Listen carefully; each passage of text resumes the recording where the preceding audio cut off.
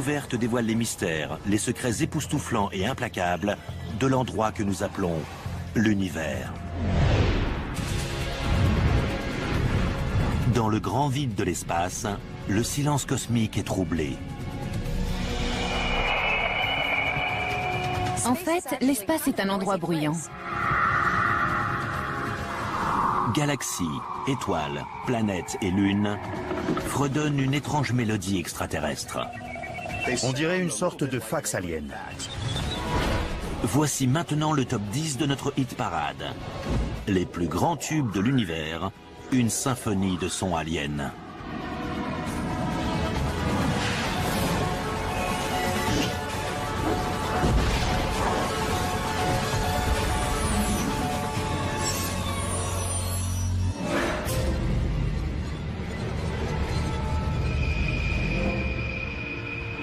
Dans l'espace, personne ne vous entend crier.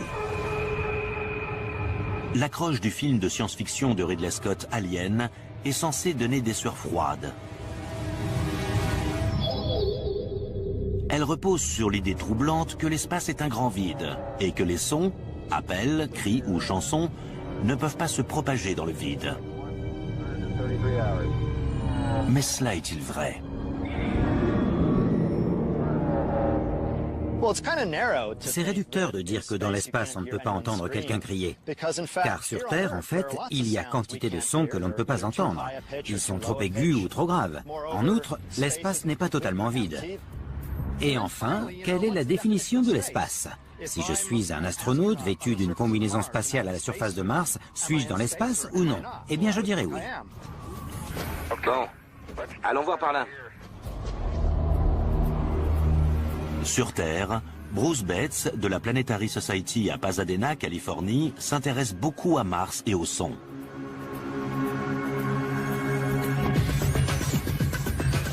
Il a programmé dans son ordinateur ce qu'il appelle un Marcinator, pour savoir comment sa voix sonnerait s'il ne portait pas de combinaison spatiale dans la froide atmosphère de dioxyde de carbone de Mars. L'atmosphère de Mars modifierait votre voix. Elle serait plus grave. Nous allons simuler cela à l'aide du Marcinator. Je vais enregistrer ma voix et puis nous allons entendre comment elle serait sur Mars. Voilà comment est ma voix sur Mars. Et j'aimerais bien avoir un peu d'oxygène à respirer. Ensuite, je passe cet enregistrement au Marcinator. Et puis, on la réécoute pour voir le résultat. Voilà comment est ma voix sur Mars. Et j'aimerais bien avoir un peu d'oxygène à respirer. Bien sûr, si des humains vont sur Mars un jour, nous n'entendrons pas leur voix à travers l'atmosphère. Nous les entendrons plutôt par ondes radio, de la façon dont nous recevons déjà beaucoup de sons. Oui. Nous avons l'habitude de penser que les sons nous parviennent à travers l'air, comme lorsque nous discutons. Mais en fait, bien des sons que nous entendons sont transmis au moyen de signaux électromagnétiques. Par exemple, votre télévision reçoit un signal télé qu'elle transforme en son audible. Quel est notre premier candidat ce soir? Le son dans le cosmos ne nous parviendra jamais directement à travers le vide spatial. Alors les ondes radio, lumineuses ou magnétiques, sont les inévitables transporteurs qui nous permettent d'entendre l'univers dans toute sa diversité. En fait, l'espace est un endroit bruyant. Il y a beaucoup de sources de bruit que nous arrivons à détecter avec des radiotélescopes spéciaux, par exemple.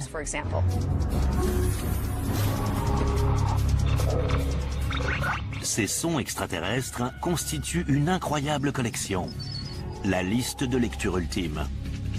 Nous avons sondé notre panel de scientifiques, d'astronomes et de physiciens pour classer les 10 meilleurs, les plus grands sons du cosmos, pour arriver à un numéro 1 qui va tous nous surprendre. Maintenant, notre hit parade commence. En 10e position, résonnant depuis une distance de 13 milliards d'années-lumière, le cri de naissance de l'univers dans un tube appelé le vibrato cosmique du Big Bang.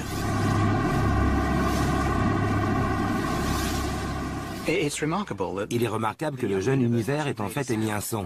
Nous le savons parce que nous pouvons observer les gaz luisants qui étaient présents à ce moment-là.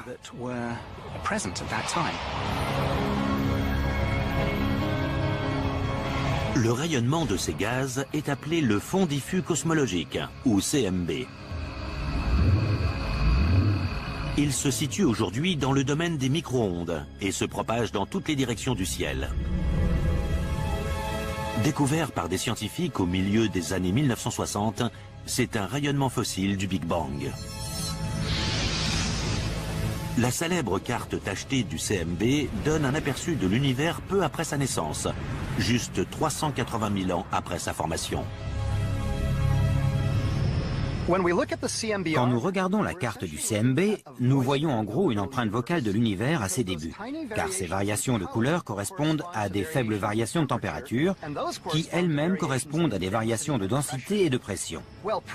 Nous voyons donc de légères variations de pression, des petits sons, dans l'univers à ses débuts. Pour comprendre le fond diffus cosmologique, nous devons comprendre comment les variations de pression du jeune univers ont généré des sons. Pour cela, l'astronome Mark Whittle et le facteur d'orgue Manuel Rosales se rendent à l'église du Christ de Claremont United en Californie.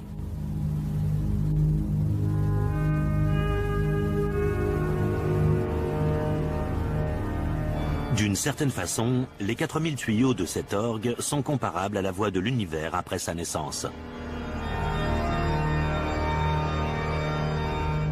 Manuel, ce qui est fantastique avec l'univers jeune, c'est que tous ces sons résonnaient ensemble. Et ce serait génial de faire pareil avec cet orgue. On peut jouer toutes les notes en même temps? Oui, on va actionner tous les tirants de jeu. Ah, c'est comme ça qu'on dit. Oui.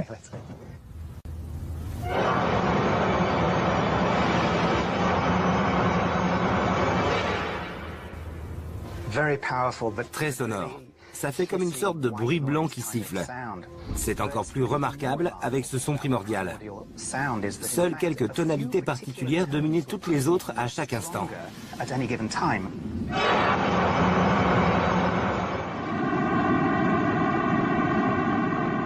Voici la note d'ouverture de notre tube numéro 10, le vibrato cosmique du Big Bang. Un analyseur de spectre audio révèle les tonalités dominantes dans des colonnes de couleurs distinctes sur un tableau. Aussi sifflant que soit ce son cosmique, il diffère d'un pur bruit blanc, qui n'apparaît pas structuré sur le spectromètre.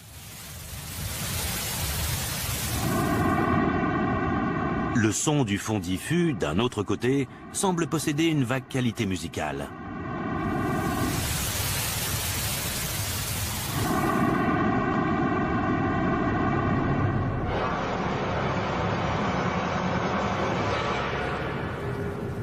Les tuyaux de cet orgue sont faits de bois et de métal. Mais ceux du jeune univers étaient des amas de matière noire, une matière mystérieuse dont l'existence n'est connue qu'à cause de sa gravité. C'est la gravité qui génère les ondes sonores. Par exemple, si nous avons une zone où la matière noire est légèrement plus dense, une force gravitationnelle va s'exercer. Le gaz autour de cette zone va être attiré par cette gravité. Mais c'est un gaz. Et donc, en même temps qu'il se concentre dans cette zone, il se comprime. Cette compression agit comme un ressort et repousse le gaz hors de cette zone. Mais il est ensuite repris par cette gravité. Voilà comment évolue le mouvement du gaz.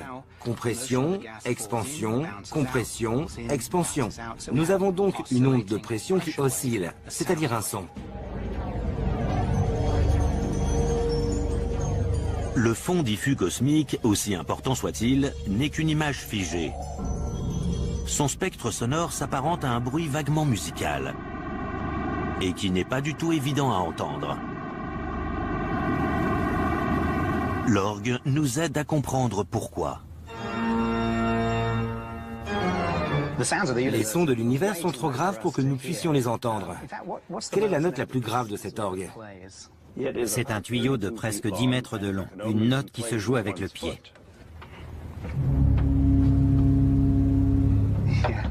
Oui, c'est bien grave.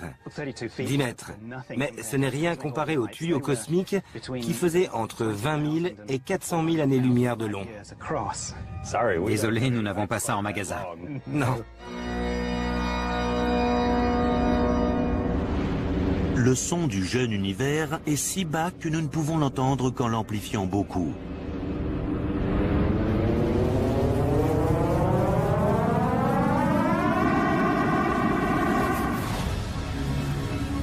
Le fond diffus cosmologique date de 380 000 ans après le Big Bang. Mais que s'est-il passé avant cela? Est-il possible de reconstituer toute la chanson de l'univers à partir du moment précis du Big Bang?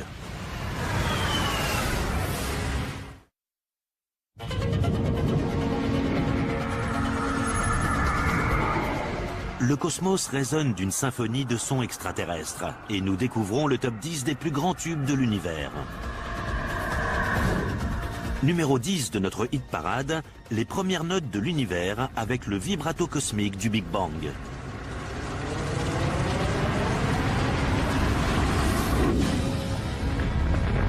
Mais nous avons un problème avec le téléchargement de la chanson de la naissance de l'univers. L'orgue cosmique actionnant tous ces tyrans en même temps, nous n'entendons qu'un son bruyant et complexe. C'est une note seulement, car elle provient des ondes de pression que nous voyons sur la carte du fond diffus cosmologique, un cliché du son émis par l'univers 380 000 ans après sa naissance. Alors, comment remonter le temps pour avoir la chanson complète ? La cosmologie moderne est assez avancée pour que nous puissions créer une reproduction numérique, une simulation du jeune univers. Il est possible de recréer sur un ordinateur ce qu'il s'est passé et comment le son a évolué pendant les 400 000 premières années à partir du Big Bang. Il s'agit du même genre de modélisation numérique qui nous ont donné des images de l'évolution de l'univers à ses débuts. La matière noire agite à l'époque comme les tuyaux d'un orgue. Quand on actionne les plus grands tuyaux, on entend les notes plus graves. Et l'expansion de l'univers entraîne une augmentation d'espace et de temps. Davantage d'espace signifie des tuyaux plus longs. Alors les notes composant la chanson sont de plus en plus basses au fur et à mesure qu'elles se déroulent. Mixons le tout. Et les 400 000 premières années de l'univers peuvent se condenser en tout juste 10 secondes. Un cri primal obsédant.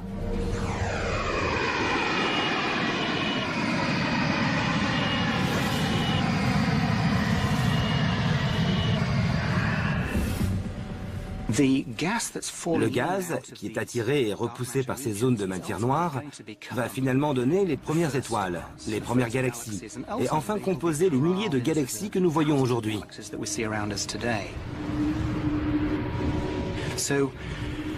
Alors, même si nous nous sommes bien amusés à reproduire ces sons pour les écouter, ils jouent un rôle prépondérant dans le grand ordre des choses qui a façonné la structure de l'univers en évolution et l'univers dans lequel nous sommes aujourd'hui.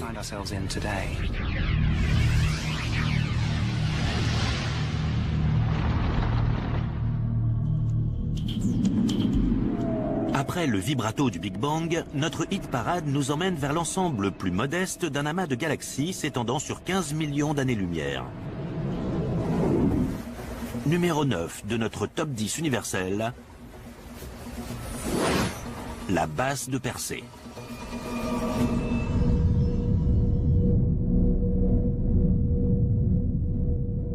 C'est un son grave à l'extrême qui émane de l'amas de Persée, un groupe d'environ 1000 galaxies situé à 250 millions d'années-lumière de la Terre.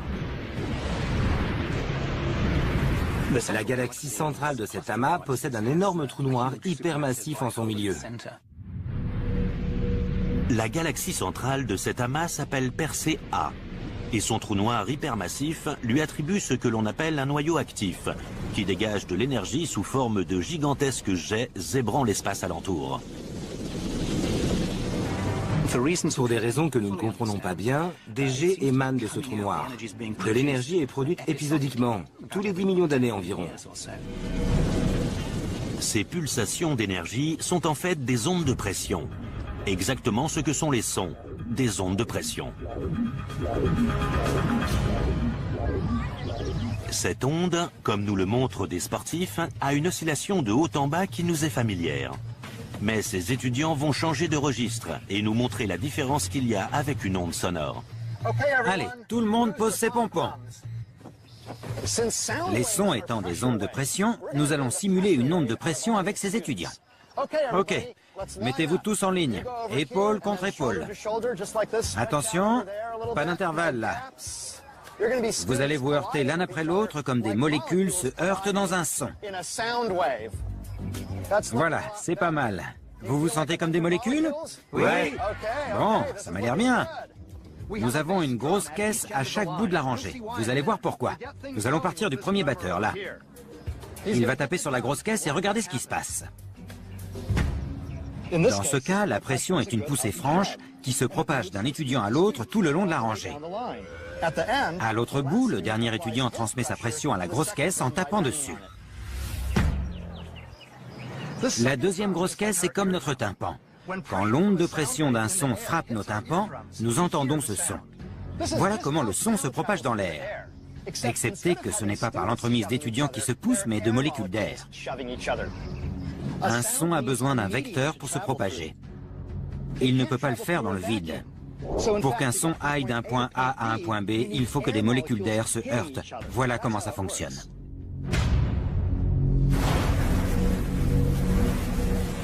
Alors comment ces ondes de pression de notre numéro 9, la basse de Persée, se propagent-elles dans ce qui constitue pour l'essentiel le vide intergalactique? L'astrophysicien Richard Podge, de l'Université d'État de l'Ohio, nous aide à visualiser le vide spatial grâce au stade de football américain de son campus. Même si les sons ne peuvent pas se propager dans le vide, l'espace n'est pas un vide total. Je suis au stade de l'Ohio. Il est vide aujourd'hui, je suis tout seul. Et je ne vois pas meilleur endroit pour illustrer le vide de l'espace. Le stade désert peut simuler le vide spatial si nous le comparons à son aspect les jours de match.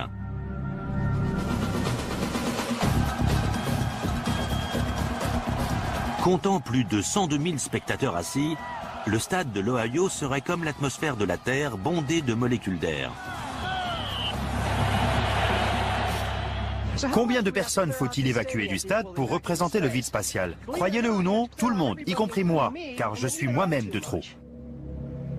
Pas même une seule cellule du corps de Podge ne pourrait rester dans le stade pour bien simuler le vide intersidéral.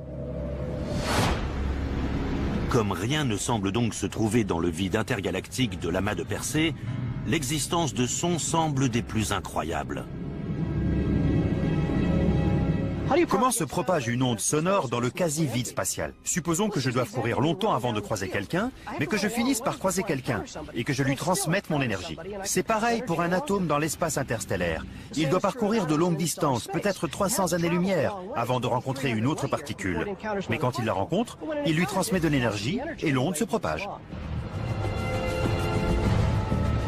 Les particules qui s'effondrent dans l'amas de Persée émettent aussi de faibles rayons X, dont les traces enregistrées par le télescope spatial Chandra révèlent des ondes.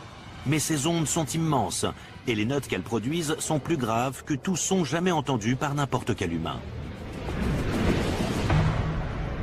Le son est environ 57 octaves en dessous de notre ouïe, en dessous de la fréquence médiane d'un piano. Et cela permet à ce son d'intégrer le livre Guinness des records comme le son le plus grave connu par l'homme. La note extrêmement profonde qui émane de Persée se situe tellement en dessous de notre capacité auditive que nous n'en avons qu'une idée approximative. On dit que l'amas de galaxies joue un étonnant ré bémol, et des scientifiques ont calculé qu'il va jouer cette note en permanence pendant 2,5 milliards d'années.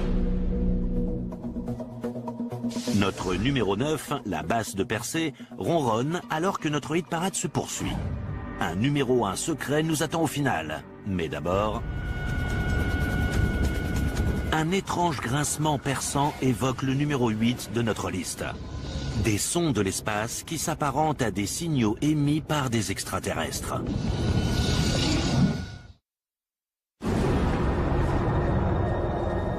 Depuis le vibrato du Big Bang, nous avançons dans le top 10 des plus grands tubes de l'univers. Les meilleurs sons aliens de l'espace. Numéro 8 de notre hit parade, une soudaine variété de sons différents. Battements, couinements et crissements, provenant tous d'étranges étoiles qui résonnent dans toute la galaxie. Ces grincements cosmiques offrent un certain rythme. C'est le swing des pulsars. Chaque pulsar a un son différent, mais ils sont tous liés car il s'agit de bips répétés composant des rythmes réguliers. Les sons différents sont dus aux battements répétés à des vitesses différentes. Les premiers pulsars détectés émettent des sons tellement réguliers que les astronomes pensent qu'il s'agit de signaux d'extraterrestres. Mais la vérité est rapidement découverte. Un pulsar est une étoile à neutrons tournant très rapidement sur elle-même. Elle est très dense et elle émet un rayonnement à chaque pôle. Quand ces faisceaux lumineux traversent notre champ de vision, nous voyons une série de pulsations. Nous pouvons associer les pulsars à un son parce qu'ils ont été découverts à l'aide de radiotélescopes. Les radiotélescopes ont détecté des séries de bips. Un pulsar à fréquence de rotation lente émet une série de bips comme un métronome. Beep, beep, beep, beep.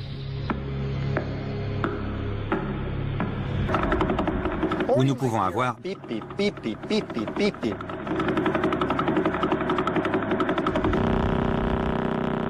Pour un pulsar à rotation plus rapide, les bips s'enchaînent et ça donne Like that.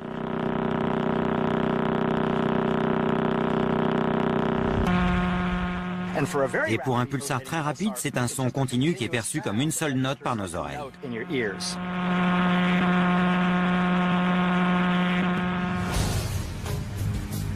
Les pulsars sont issus de l'effondrement d'étoiles massives qui ont explosé, les supernovas. Mais combien de temps met une étoile massive pour s'effondrer? C'est ce que Sherman Day de Tampa en Floride nous demande dans Questions sur l'univers. Sherman, les effets visibles d'une supernova peuvent durer des mois, des années et même des siècles si on observe les vestiges de la supernova, les gaz en expansion. Mais, bien que cela paraisse incroyable, l'effondrement du noyau d'une étoile massive ne prend qu'1 ou 2 secondes. Et c'est ça qui déclenche la supernova.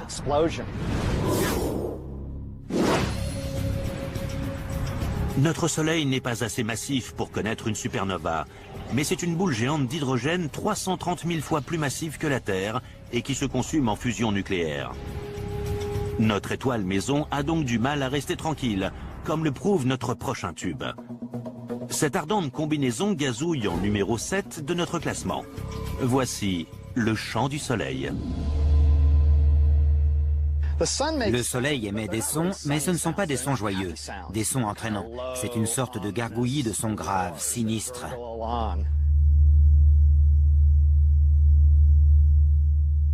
Le Soleil émet des sons car des poches de gaz montent et descendent au cours d'un processus appelé convection. Ces poches envoient donc des ondes de pression à travers la boule de gaz qu'est le Soleil, et ça sonne un peu comme une cloche.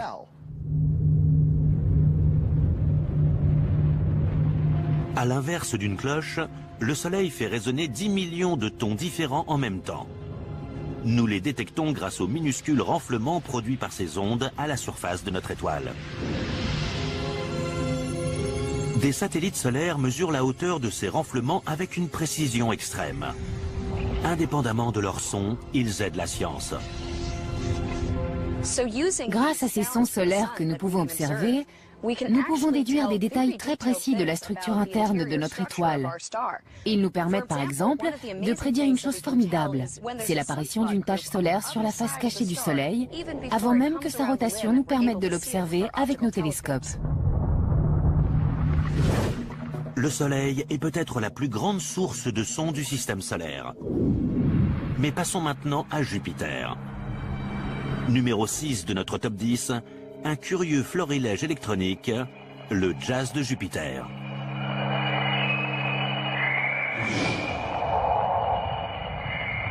Nous connaissons le jazz de Jupiter grâce à 2 sondes spatiales légendaires, les sondes Voyageurs, qui ont à présent quitté le système solaire.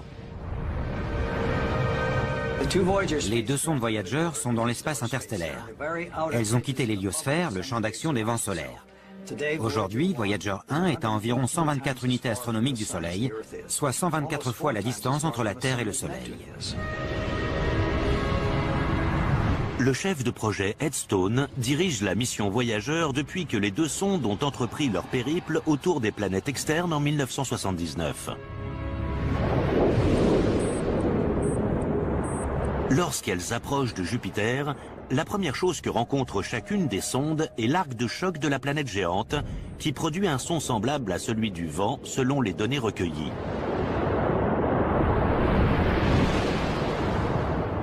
Le Soleil émet un vent solaire soufflant à 1,6 million de km/h. C'est supersonique. Et alors que ce vent approche du champ magnétique de Jupiter, il devient subsonique. Il se produit un choc sonique à l'avant du bouclier magnétique de Jupiter. C'est ce que nous appelons l'arc de choc. C'est similaire à un choc sonique à l'avant d'un avion supersonique. Plus intrigant que l'arc de choc, le chœur jovien qui s'apparente au gazouillis des oiseaux à l'aube.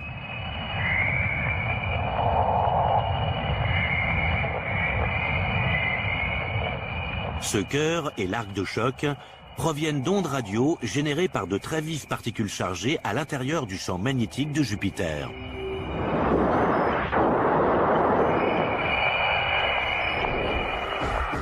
Maintenant, le périple vers le mystérieux numéro 1 de notre hit-parade nous mène aux lunes de Jupiter et aux anneaux de Saturne, où les bruits émanant de boucles électriques, de gaz lumineux et de flots de vent se disputent la distinction de sons les plus effrayants du système solaire.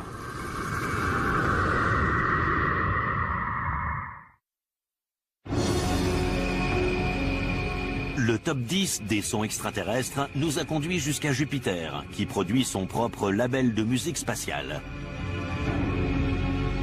Mais le tube suivant ne se joue pas en solo. Jupiter a aussi un groupe derrière elle.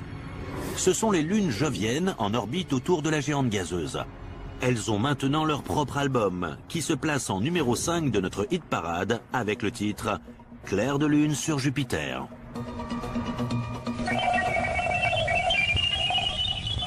Le chanteur du groupe est la lune Ganymède, enregistrée par la sonde Galileo à son arrivée autour de Jupiter fin 1995. Les sons que Galileo a enregistrés près d'une lune de Jupiter, Ganymède, qui est, soit dit en passant, la plus grande lune du système solaire, sont très intrigants. On dirait une sorte de fax alien. En fait, quand j'ai écouté ce son dans mon bureau l'autre jour, des gens sont venus voir ce qu'il se passait, si je recevais une transmission alien. Comme avec Voyager, les sons enregistrés par Galileo proviennent de gaz ionisé ou de plasma. Les atomes d'un plasma sont séparés en électrons négatifs et en nucléides positifs. Autrement dit, en particules chargées. Deux minces antennes du spectromètre à plasma de la sonde ont détecté les sons que les particules chargées émettent quand elles sont mises en mouvement par l'action d'un champ magnétique. Ces sons que nous entendons, et qui émanent de Ganymède, sont la preuve que Ganymède possède un champ magnétique. Et on ne peut savoir ça sans l'aide d'un spectromètre à plasma, comme il y en avait un sur Galileo.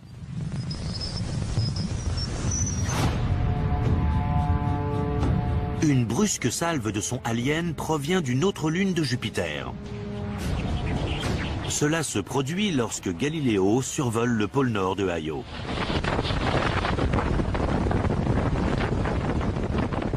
Ma lune préférée du système solaire est une lune de Jupiter, Io. On dirait une sorte de pizza. C'est la lune qui a la plus grande activité volcanique du système solaire. 10 à 100 fois plus d'activité volcanique que la Terre. Elle éjecte littéralement des tonnes de matière dans l'espace à chaque seconde. Des atomes de soufre et d'oxygène. Ces atomes sont ionisés par le champ magnétique de Jupiter et se connectent à la géante gazeuse par les pôles nord et sud de Io, créant un donut. Le donut s'appelle le tube de flux magnétique de Io, et les particules chargées constituent un courant électrique gigantesque entre Jupiter et sa lune volcanique. Alors que Galileo traverse ce flux, le son s'interrompt aussi brusquement qu'il est apparu.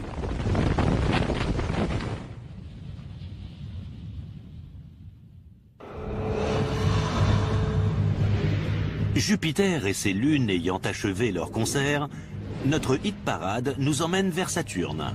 Plus petite, mais mieux classée dans notre top 10. La planète aux anneaux est numéro 4 de notre classement. Découvrons le solo angoissant de Saturne. Nous le devons à la sonde spatiale Cassini qui nous envoie des images et des données à couper le souffle depuis son arrivée autour de Saturne en 2004. Comme pour Voyageur et Galileo, le spectromètre à plasma remplace les oreilles humaines dans l'espace.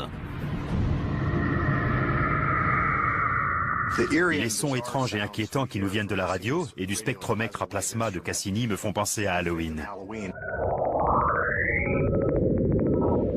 Ils sont dus aux aurores polaires de Saturne, similaires à celles de la Terre.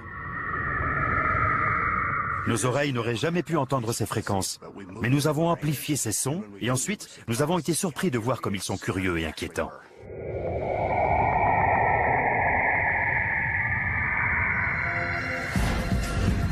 Le solo angoissant de Saturne n'est pas le seul titre de la planète aux anneaux présent dans notre classement. Retournons la pochette et voici le numéro 3 de notre hit-parade, la face cachée de Saturne. Les scientifiques appellent cela un mélange. Ce mélange n'a rien à voir avec un mixage de styles musicaux, mais décrit les ondes radio des hémisphères nord et sud de Saturne, dont les fréquences s'entrecroisent sur une période de temps donnée. Nous voyons parfois des choses vraiment étranges dans nos données radio ou nos données plasma. Un couple de fréquences qui se croisent, ce qui suggère que les hémisphères nord et sud de la planète ont des vitesses de rotation différentes. C'est très inhabituel pour nous, la Terre ayant une seule vitesse de rotation.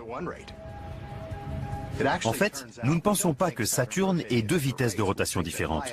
Nous croyons que les vents de haute altitude nous induisent à penser qu'il y aurait deux vitesses de rotation différentes, mais ce n'est probablement pas le cas.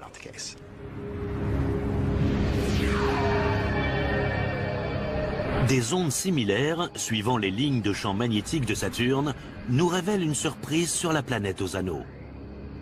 Une chose très bizarre découverte par Cassini, c'est qu'apparemment le jour de Saturne dure 6 minutes de plus qu'à l'époque de Voyageur, quelques décennies plus tôt. On ne peut pas déterminer la durée du jour de Saturne en observant la rotation des nuages autour de la planète. Nous devons donc utiliser ces ondes radio, les sons de l'espace, afin de voir ce qu'il se passe sur la planète. Et c'est comme ça que nous avons découvert ce mystère. Il est virtuellement impossible de ralentir autant une planète de la taille de Saturne en aussi peu de temps. Les scientifiques comprennent alors que les ondes radio ne donnent probablement pas une image précise. Grâce à une cartographie sophistiquée des vents de Saturne, ils déterminent mieux la durée du jour de Saturne, qui est de 10 heures, 34 minutes et 13 secondes.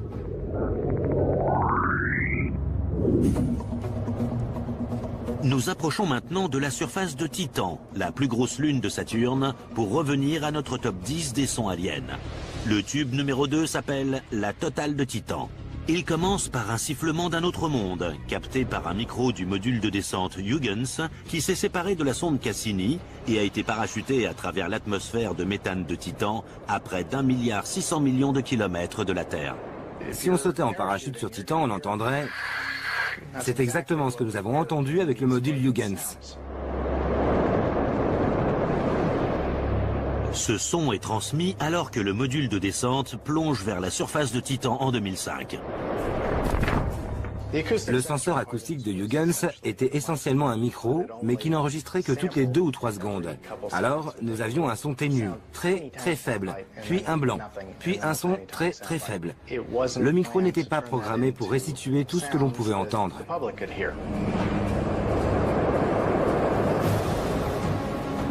Mais contrairement aux autres sons de Saturne, ceux-ci ne sont pas obtenus à partir d'ondes radio. Ce sont de vrais sons qui se propagent dans l'atmosphère de méthane de Titan et la Planetary Society s'emploie à convertir l'échantillon saccadé du micro en bande-son audible pour l'oreille humaine. Au final, on entend surtout un bruit de vent pendant la descente en parachute du module à travers l'atmosphère. Et puis, ça devient bien plus calme à la surface. On passe de... à quelque chose comme...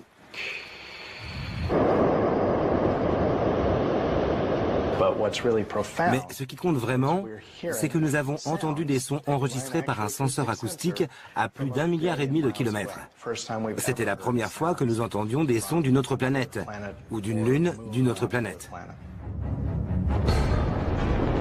Mais le bruit du vent n'est pas le seul son provenant de Huygens.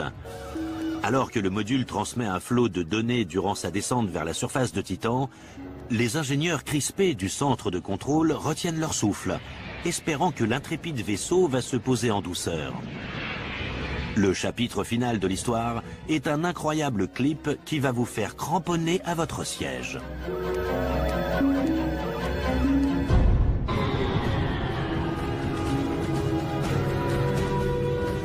Nous découvrons le top 10 des sons aliens de l'univers. Et nous en sommes presque au numéro 1 de notre hit parade. Mais auparavant, revenons à notre numéro 2 au classement.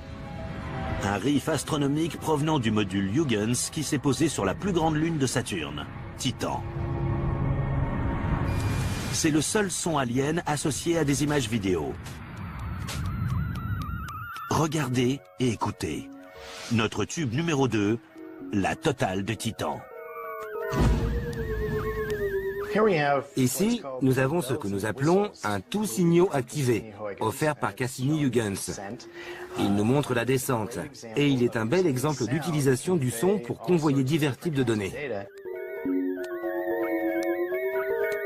Juste comme un compteur Geiger annonce de la radioactivité en émettant des clics, les instruments du module Huygens émettent leur propre son pour enregistrer les relevés qu'ils prennent.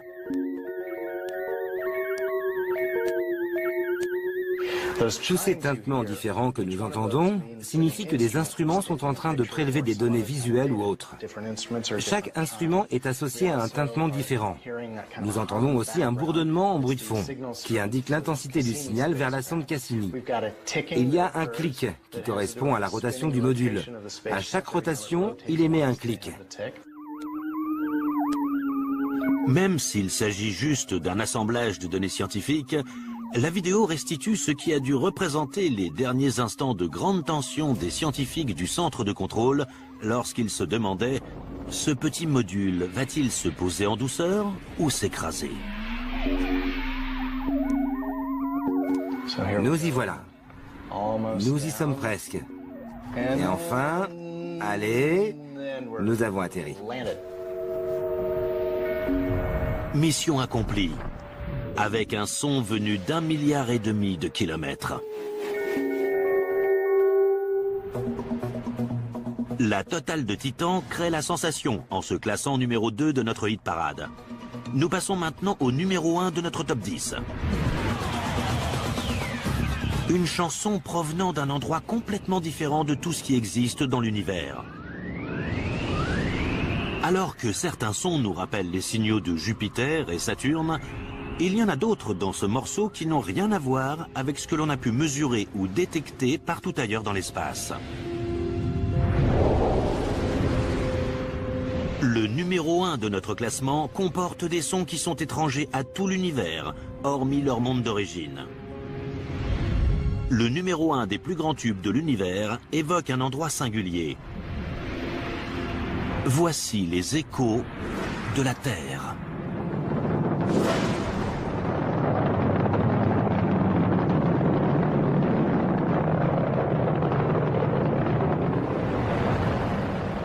Sur Terre, nous avons l'habitude de considérer comme son alien tout son qui provient d'ailleurs que notre planète. Par exemple, des ondes de plasma ou de pression qui se propagent au moyen de supports astrophysiques ou d'objets.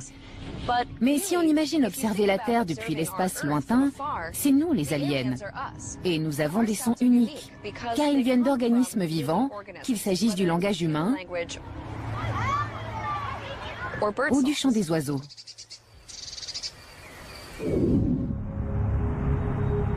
Une sonde alien explorant l'espace de la Terre capterait sûrement les bruits semblables à Jupiter ou Saturne provenant de particules chargées qui se déplacent dans le champ magnétique terrestre. Mais sur notre planète, à l'inverse des autres, des humains diffusent aussi des émissions radio qui se perdent ensuite dans le cosmos.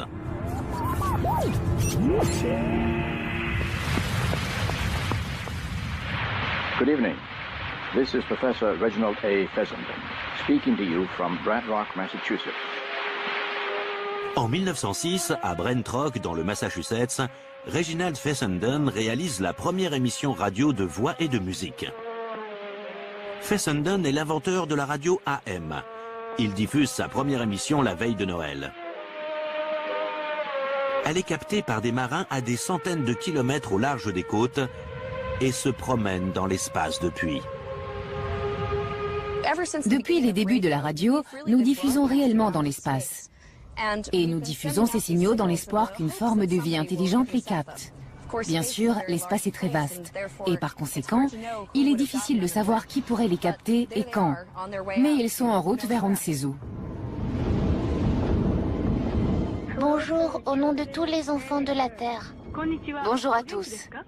Les sondes terrestres ne voyagent pas dans l'espace que par radio, mais aussi à bord des 2 sondes voyageurs, dans un périple lent mais régulier vers les étoiles. Bonjour tout le monde.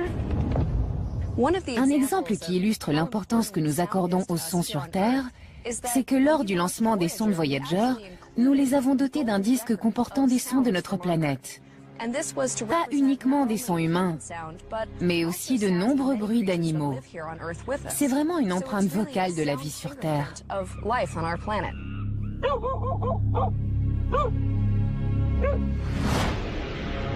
Alors que nous prenons notre place dans le top 10 de notre hit parade, nous réalisons qu'il ne fait qu'effleurer la surface des bruits cosmiques qui se font entendre dans le vide.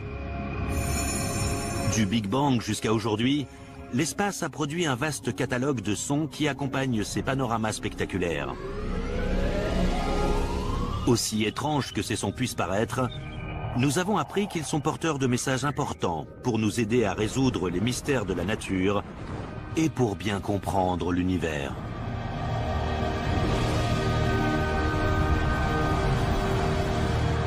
Il y avait les ténèbres, et soudain, bang! Survient la naissance d'une expansion infinie de temps, d'espace et de matière. Chaque jour, de nouvelles découvertes dévoilent les mystères, les secrets époustouflants et implacables de l'endroit que nous appelons l'univers. Dans le grand vide de l'espace, le silence cosmique est troublé. En fait, l'espace est un endroit bruyant. Galaxies, étoiles, planètes et lunes fredonnent une étrange mélodie extraterrestre. On dirait une sorte de fax alien. Voici maintenant le top 10 de notre hit parade. Les plus grands tubes de l'univers, une symphonie de sons aliens.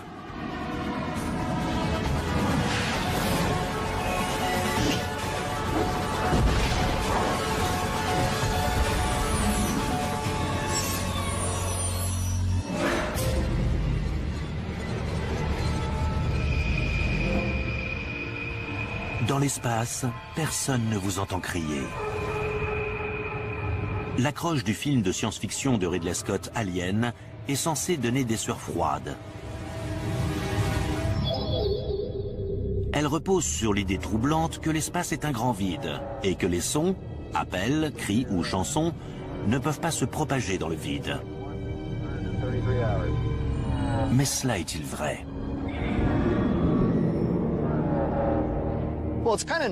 C'est réducteur de dire que dans l'espace on ne peut pas entendre quelqu'un crier. Car sur Terre, en fait, il y a quantité de sons que l'on ne peut pas entendre. Ils sont trop aigus ou trop graves. En outre, l'espace n'est pas totalement vide. Et enfin, quelle est la définition de l'espace? Si je suis un astronaute vêtu d'une combinaison spatiale à la surface de Mars, suis-je dans l'espace ou non? Eh bien, je dirais oui. Bon, allons voir par là. Sur Terre, Bruce Betts, de la Planetary Society à Pasadena, Californie, s'intéresse beaucoup à Mars et au son.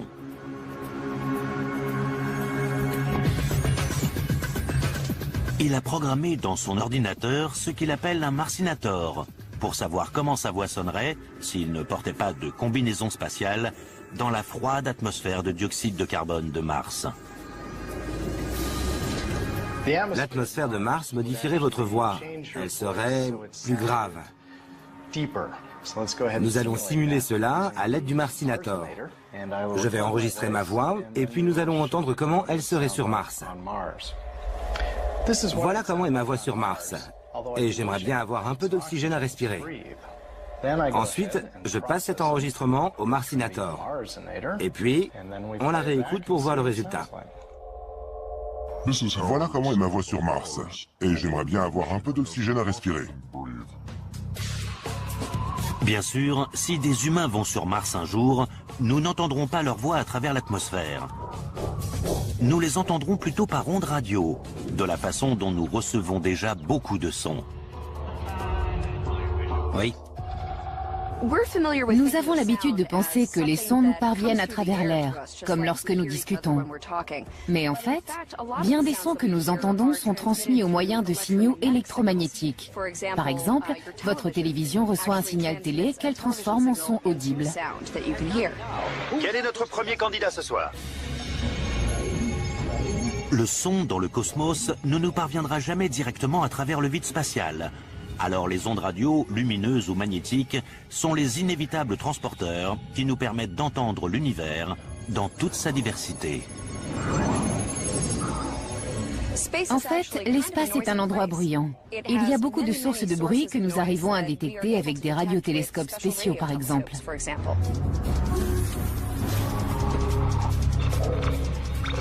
Ces sons extraterrestres constituent une incroyable collection.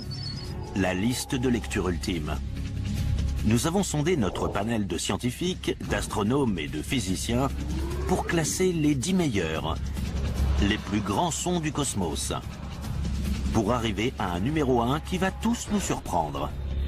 Maintenant, notre hit parade commence. En 10e position, résonnant depuis une distance de 13 milliards d'années-lumière, le cri de naissance de l'univers dans un tube appelé le vibrato cosmique du Big Bang. Il est remarquable que le jeune univers ait en fait émis un son. Nous le savons parce que nous pouvons observer les gaz luisants qui étaient présents à ce moment-là.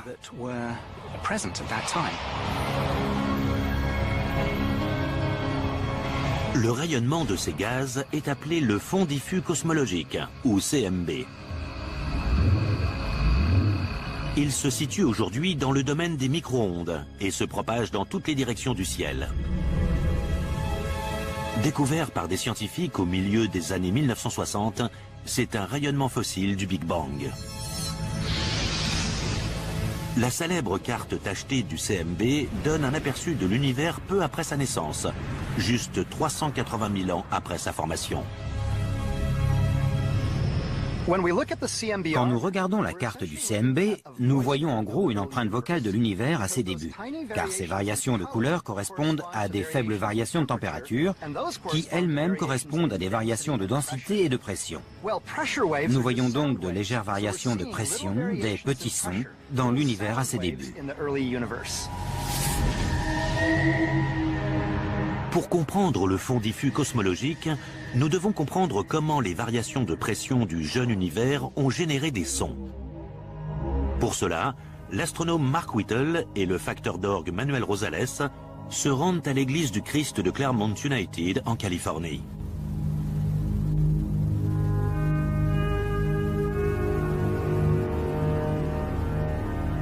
D'une certaine façon, les 4000 tuyaux de cet orgue sont comparables à la voix de l'univers après sa naissance.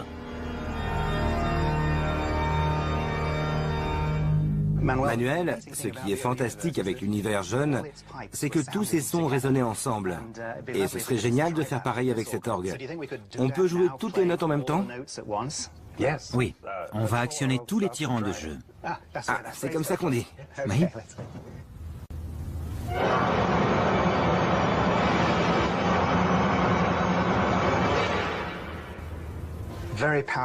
Très sonore.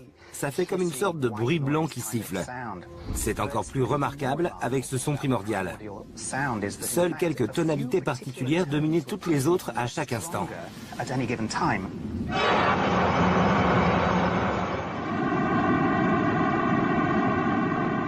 Voici la note d'ouverture de notre tube numéro 10, le vibrato cosmique du Big Bang. Un analyseur de spectre audio révèle les tonalités dominantes dans des colonnes de couleurs distinctes sur un tableau. Aussi sifflant que soit ce son cosmique, il diffère d'un pur bruit blanc, qui n'apparaît pas structuré sur le spectromètre. Le son du fond diffus, d'un autre côté, semble posséder une vague qualité musicale.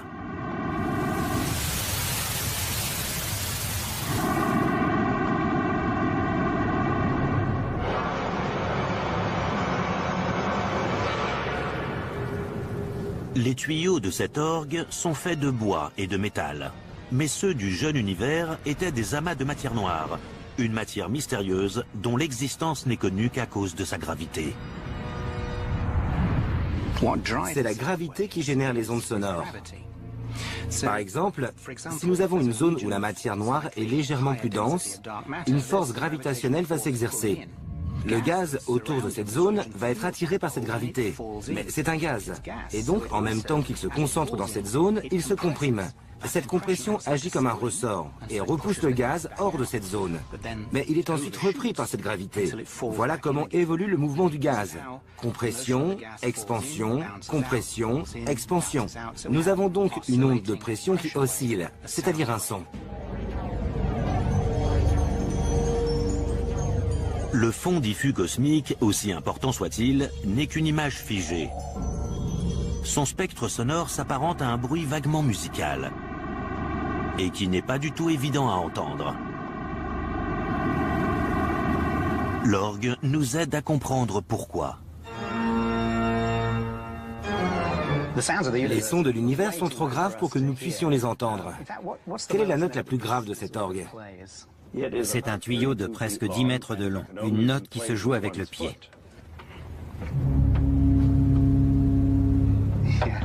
Oui, c'est bien grave. 10 mètres. Mais ce n'est rien comparé au tuyau cosmique qui faisait entre 20 000 et 400 000 années-lumière de long. Désolé, nous n'avons pas ça en magasin. Non. Le son du jeune univers est si bas que nous ne pouvons l'entendre qu'en l'amplifiant beaucoup.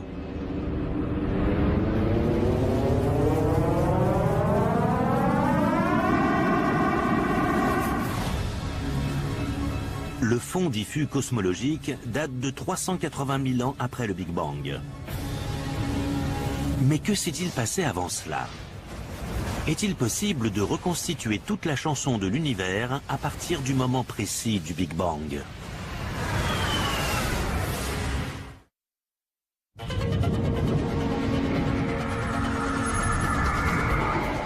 Le cosmos résonne d'une symphonie de sons extraterrestres et nous découvrons le top 10 des plus grands tubes de l'univers. Numéro 10 de notre hit parade, les premières notes de l'univers avec le vibrato cosmique du Big Bang.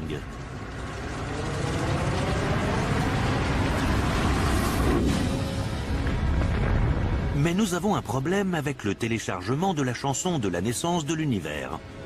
L'orgue cosmique actionnant tous ces tyrans en même temps, nous n'entendons qu'un son bruyant et complexe. C'est une note seulement, car elle provient des ondes de pression que nous voyons sur la carte du fond diffus cosmologique, un cliché du son émis par l'univers 380 000 ans après sa naissance. Alors, comment remonter le temps pour avoir la chanson complète ? La cosmologie moderne est assez avancée pour que nous puissions créer une reproduction numérique, une simulation du jeune univers. Il est possible de recréer sur un ordinateur ce qu'il s'est passé et comment le son a évolué pendant les 400 000 premières années à partir du Big Bang. Il s'agit du même genre de modélisation numérique qui nous ont donné des images de l'évolution de l'univers à ses débuts. La matière noire agit à l'époque comme les tuyaux d'un orgue. Quand on actionne les plus grands tuyaux, on entend les notes plus graves.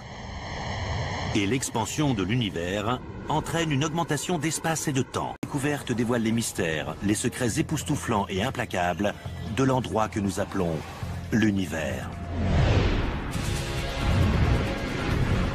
Dans le grand vide de l'espace, le silence cosmique est troublé. En fait, l'espace est un endroit bruyant. Galaxies, étoiles, planètes et lunes fredonnent une étrange mélodie extraterrestre. On dirait une sorte de fax alien. Voici maintenant le top 10 de notre hit parade. Les plus grands tubes de l'univers, une symphonie de sons aliens.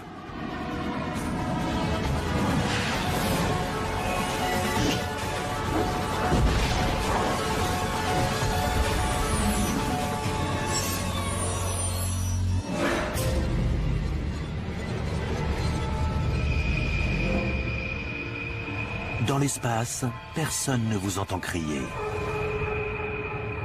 L'accroche du film de science-fiction de Ridley Scott, Alien, est censée donner des sueurs froides.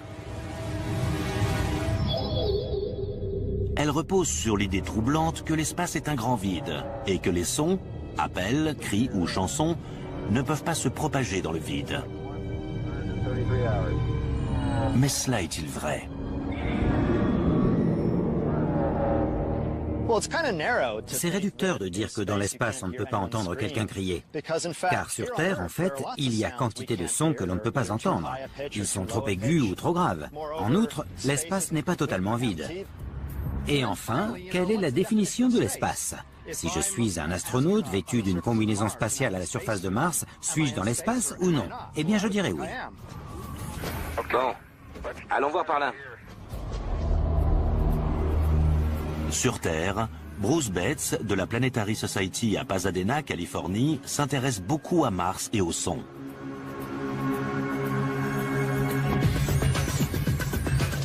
Il a programmé dans son ordinateur ce qu'il appelle un Marsinator, pour savoir comment sa voix sonnerait s'il ne portait pas de combinaison spatiale dans la froide atmosphère de dioxyde de carbone de Mars. L'atmosphère de Mars modifierait votre voix. Elle serait plus grave. Nous allons simuler cela à l'aide du Marsinator.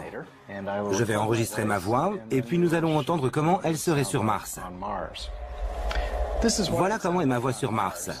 Et j'aimerais bien avoir un peu d'oxygène à respirer. Ensuite, je passe cet enregistrement au Marsinator. Et puis, on la réécoute pour voir le résultat. Voilà comment est ma voix sur Mars. Et j'aimerais bien avoir un peu d'oxygène à respirer. Bien sûr, si des humains vont sur Mars un jour, nous n'entendrons pas leur voix à travers l'atmosphère. Nous les entendrons plutôt par ondes radio, de la façon dont nous recevons déjà beaucoup de sons. Oui. Nous avons l'habitude de penser que les sons nous parviennent à travers l'air, comme lorsque nous discutons. Mais en fait, bien des sons que nous entendons sont transmis au moyen de signaux électromagnétiques. Par exemple, votre télévision reçoit un signal télé qu'elle transforme en son audible. Quel est notre premier candidat ce soir? Le son dans le cosmos ne nous parviendra jamais directement à travers le vide spatial. Alors les ondes radio, lumineuses ou magnétiques, sont les inévitables transporteurs qui nous permettent d'entendre l'univers dans toute sa diversité. En fait, l'espace est un endroit bruyant. Il y a beaucoup de sources de bruit que nous arrivons à détecter avec des radiotélescopes spéciaux, par exemple.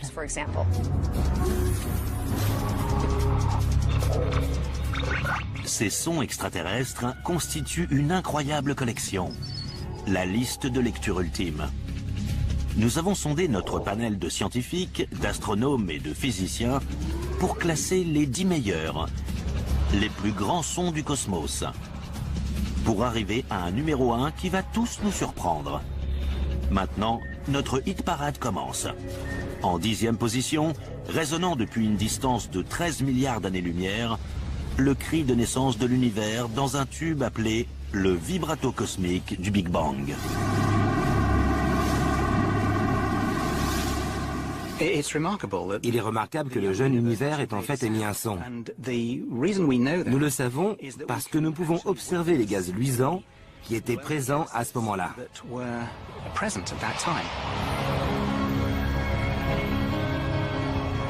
Le rayonnement de ces gaz est appelé le fond diffus cosmologique, ou CMB.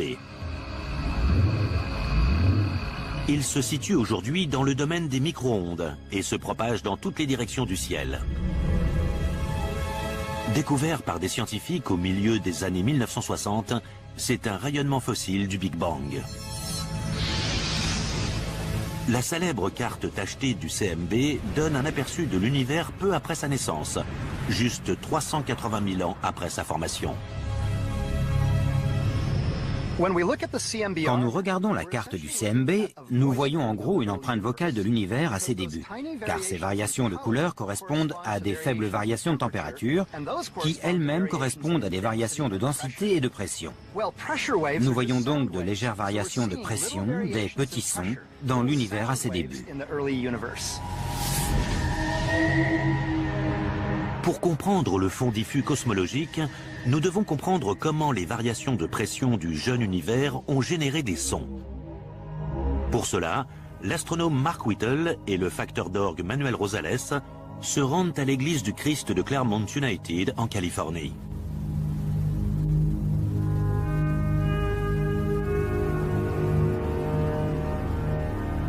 D'une certaine façon, les 4000 tuyaux de cet orgue sont comparables à la voix de l'univers après sa naissance. Manuel, ce qui est fantastique avec l'univers jeune, c'est que tous ces sons résonnaient ensemble. Et ce serait génial de faire pareil avec cet orgue. On peut jouer toutes les notes en même temps? Oui, on va actionner tous les tirants de jeu. Ah, c'est comme ça qu'on dit. Oui.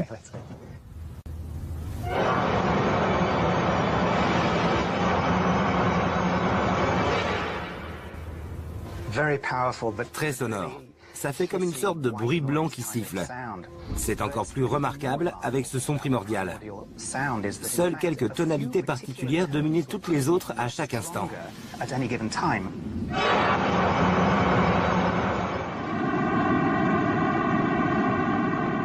Voici la note d'ouverture de notre tube numéro 10, le vibrato cosmique du Big Bang. Un analyseur de spectre audio révèle les tonalités dominantes dans des colonnes de couleurs distinctes sur un tableau. Aussi sifflant que soit ce son cosmique, il diffère d'un pur bruit blanc,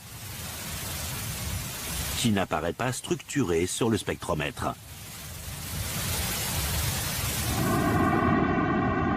Le son du fond diffus, d'un autre côté, semble posséder une vague qualité musicale.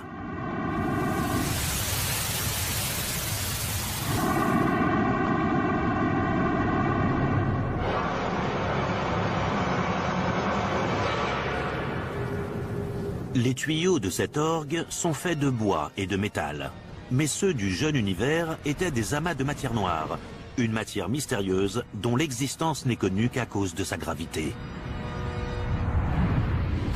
C'est la gravité qui génère les ondes sonores.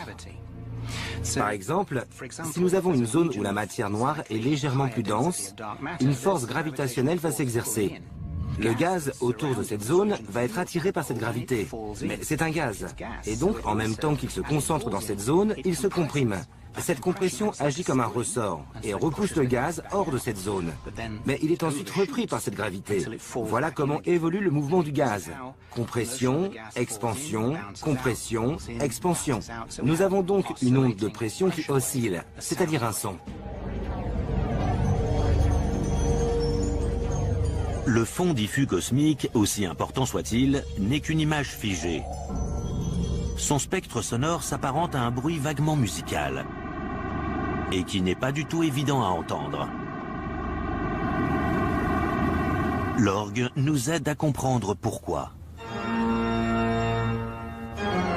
Les sons de l'univers sont trop graves pour que nous puissions les entendre. Quelle est la note la plus grave de cet orgue? C'est un tuyau de presque 10 mètres de long, une note qui se joue avec le pied.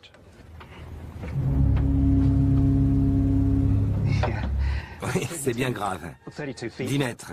Mais ce n'est rien comparé au tuyau cosmique qui faisait entre 20 000 et 400 000 années-lumière de long. Désolé, nous n'avons pas ça en magasin. Non. Le son du jeune univers est si bas que nous ne pouvons l'entendre qu'en l'amplifiant beaucoup.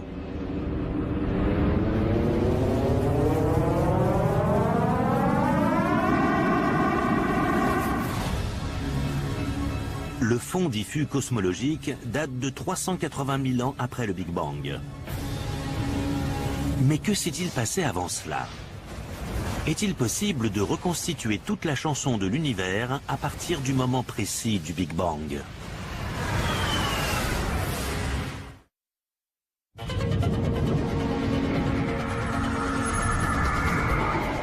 Le cosmos résonne d'une symphonie de sons extraterrestres et nous découvrons le top 10 des plus grands tubes de l'univers. Numéro 10 de notre hit parade, les premières notes de l'univers avec le vibrato cosmique du Big Bang.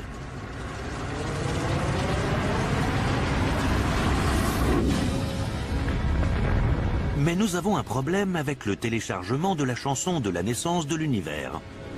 L'orgue cosmique actionnant tous ces tyrans en même temps, nous n'entendons qu'un son bruyant et complexe. C'est une note seulement, car elle provient des ondes de pression que nous voyons sur la carte du fond diffus cosmologique, un cliché du son émis par l'univers 380 000 ans après sa naissance. Alors, comment remonter le temps pour avoir la chanson complète? La cosmologie moderne est assez avancée pour que nous puissions créer une reproduction numérique, une simulation du jeune univers. Il est possible de recréer sur un ordinateur ce qu'il s'est passé et comment le son a évolué pendant les 400 000 premières années à partir du Big Bang. Il s'agit du même genre de modélisation numérique qui nous ont donné des images de l'évolution de l'univers à ses débuts. La matière noire agite à l'époque comme les tuyaux d'un orgue. Quand on actionne les plus grands tuyaux, on entend les notes plus graves. Et l'expansion de l'univers entraîne une augmentation d'espace et de temps. Davantage d'espace signifie des tuyaux plus longs. Alors les notes composant la chanson sont de plus en plus basses au fur et à mesure qu'elles se déroulent. Mixons le tout. Et les 400 000 premières années de l'univers peuvent se condenser en tout juste 10 secondes. Un cri primal obsédant.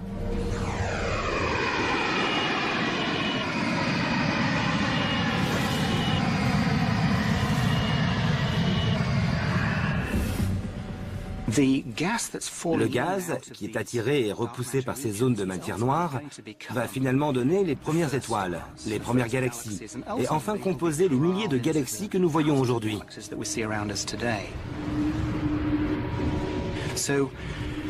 Alors, même si nous nous sommes bien amusés à reproduire ces sons pour les écouter, ils jouent un rôle prépondérant dans le grand ordre des choses qui a façonné la structure de l'univers en évolution et l'univers dans lequel nous sommes aujourd'hui.